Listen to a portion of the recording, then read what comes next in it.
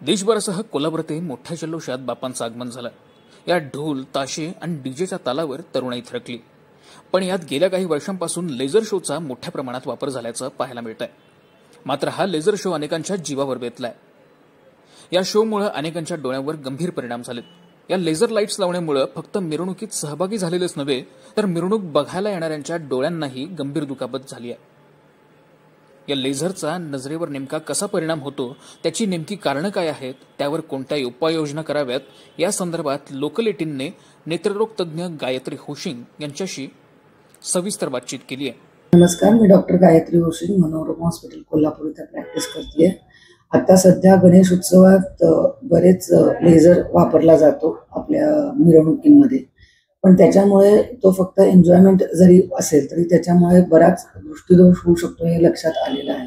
गेल्या 3-4 वर्षात आपल्याला असे रुग्ण आढळून येत आहेत की ज्यांना त्या लेझरमुळे डोळ्याच्या सूक्ष्म भागेवरती ते लेझरचे किरण पडल्यामुळे तिथे जखमा झालेल्या आहेत आणि जखमांमुळे ब्लिडिंग होतं, रक्तस्राव होतं, ज्याच्यामुळे त्या डोळ्याची दृष्टी कायमस्वरूपी जाऊ शकते। ट्रीटमेंटने ती थोडीफार प्रमाणात परत येऊ शकते किंवा येते सुद्धा, पण तरी त्याला एक साधारण अगदी पूर्वी जितकी क्लिअर विजन होती तेवढी क्लिअर राहत नाही। कधी कधी काही टक्केवारी आहे की ज्या पेशंटमध्ये जर खूप जास्त बर्न झालं असेल तर त्या पेशंटमध्ये असं आम्हाला आढळून आलेलं आहे की त्यांना नजर पूर्ण गेलेली आहे त्या डोळ्याची।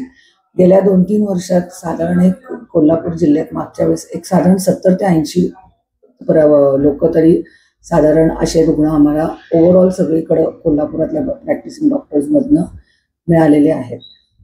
साधारण एक आपल्या डोळ्याला एक साधारण 5 मिलीवॅट पर्यंतचा लाईट आपण सहन करू शकतो। काही जणांना त्याच्यापेक्षा कमी लागत असू शकतो, कारण की तो डोळ्यांवरती अवलंबून आहे।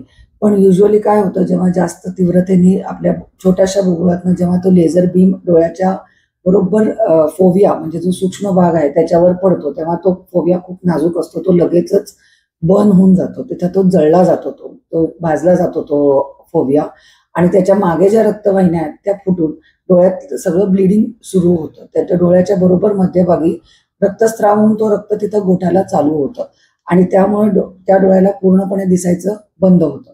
जेव्हा ट्रीटमेंट करताना ते तिकडचं ते रक्तस्राव आपल्याला त्याची ती गुठळी मोडून काढावी लागते, जेणेकरून ते रक्त विरघळायला चालू होईल आणि त्याच्यानंतर थोडंसं फार पेशंटला दिसायला बेटर होऊ शकतं।